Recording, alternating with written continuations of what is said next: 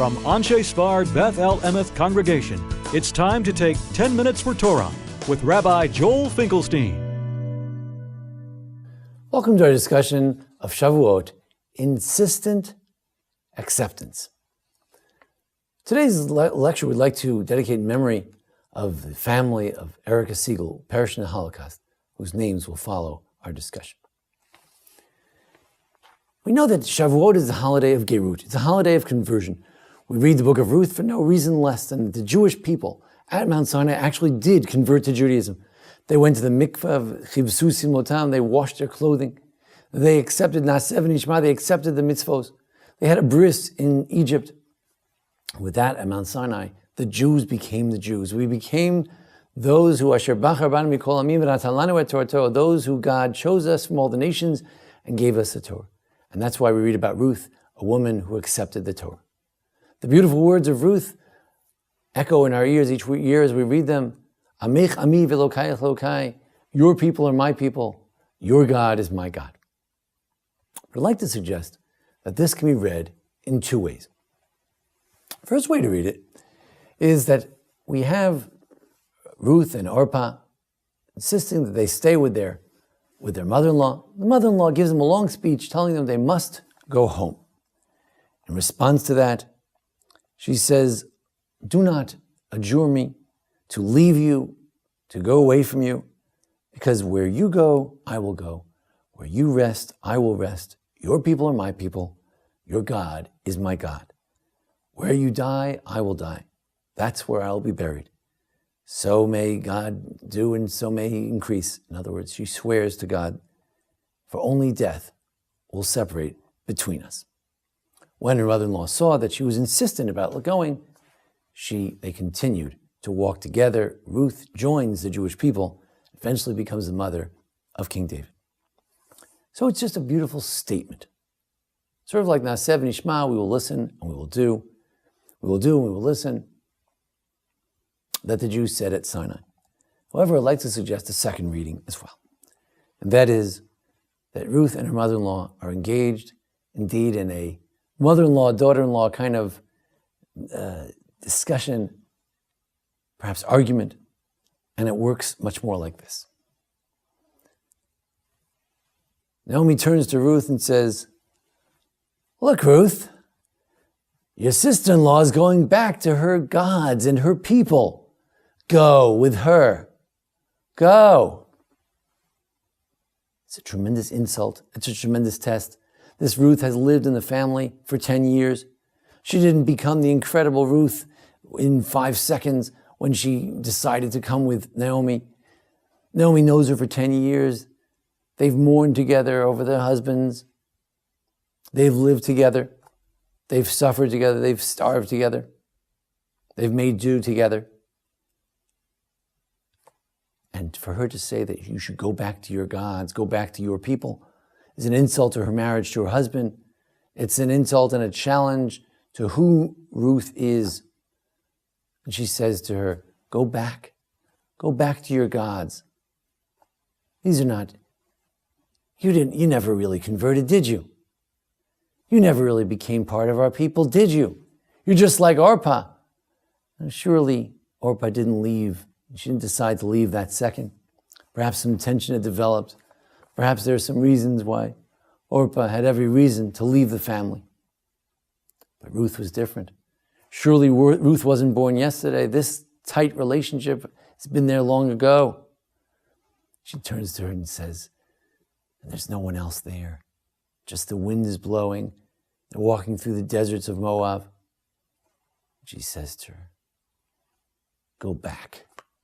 I know you. That's your real home. Go. Go back to your religion. Go back to your people. And Ruth turns to her and she says, no, Mom. No. Are you kidding me? And now we read it like this. Don't try to argue with me to make you leave you. Because wherever you go, I will go. Wherever you sleep, I will sleep. Your people are my people. Your God is my God. I'm going back to my gods. What are you talking about? Are you kidding? Do you think the last 10 years I've been faking it? I'm serious about this Jewish business. Your God is my God. Where you die, I will die. What do you mean, leave you? I'll be buried with you.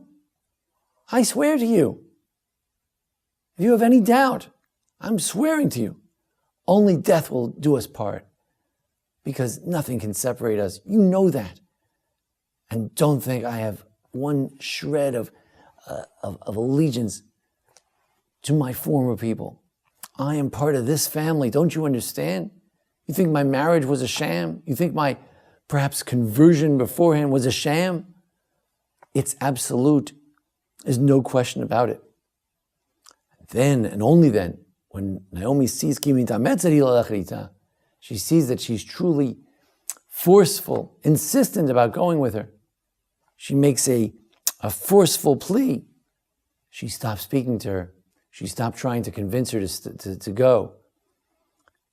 And they walk together. The two women walk together into their destiny, into the future, back to the land of Israel, back to the God of Israel, and eventually to the salvation of the Jewish people through Boaz and through Yishai and David. King David, King Solomon, all the rest, all due to this moment. Because she was mitametzet, she insisted. And that perhaps explains the whole procedure of gerut, of conversion, even to this day. But we say to them, ma ra'ita ki bata lachzot tzatacha k'nafei hashchina. What do you see coming here? Maybe you found a boyfriend. What do you really want with us? You know, it's hard to be Jewish. Don't you know Jews are schufim? We're often treated very poorly by the nations of the world.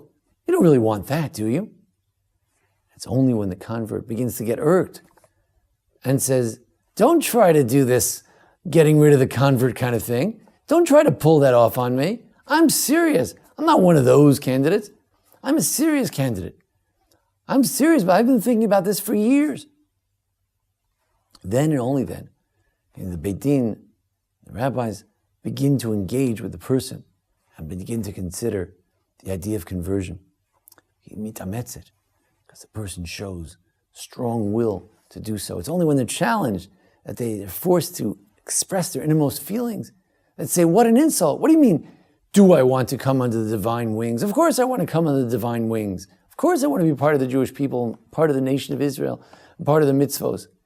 You bet I do. And there's even an element where she swears to God that she does. On Shavuot, we can take the Shavuot in two ways. We can say, Naaseh v'nishma, do the commandments. At Mount Sinai, you can take it two ways. Moshe said, you want to do the commandments? He said, we'll do them. Or you could take it. God challenged the Jewish people. He put this Mount Sinai over her head and said, do you want this thing? And when the Jews said, Naaseh v'nishma, I said, you bet. We don't even care what it says in it. We're doing it. Naaseh v'nishma. Absolutely. And God saw mitametzet. We were resolute about doing this. Indeed, we proceeded. So on Shavuot, Sinai calls out, Bat kol yotzed me'har choreh ve'omeret, Oyla bonasho shel Torah. A voice comes out, as it says in Perek Avot, comes out from Sinai and says, Oy, woe unto the Jews. How shameful it is people don't engage enough in the Torah. We have to respond to that voice every Shavuot, respond when we hear the reading of the Ten Commandments. And we have to say, we have to turn to God and say, you kidding? You think I'm not resolute in my commitment to the Torah and the mitzvos? Absolutely, I am. Sure I am. You bet I am. I swear I am. We don't like to make oaths anymore, but it's as if we say that. That's Shavuot, we swear. Shavuot means weeks, but it is also an element of a Shavuot, of an oath. That we make an oath, take an oath to God, that we will stick with the Torah, continue, we will rekindle our commitment, we will re-up our charge, recharge, and hopefully, like Ruth, we will not only enter into the Jewish nation and the covenant, but as a result of our commitment, we'll bring great things for the future, great things for the Jewish people, and great things for the Torah. Thank you for joining us here at Anshei Sphard-Beth Emeth congregation for our discussion of the holiday. Join us each week for the discussion of the Parsha. And thanks to Jason Lefkowitz, our producer.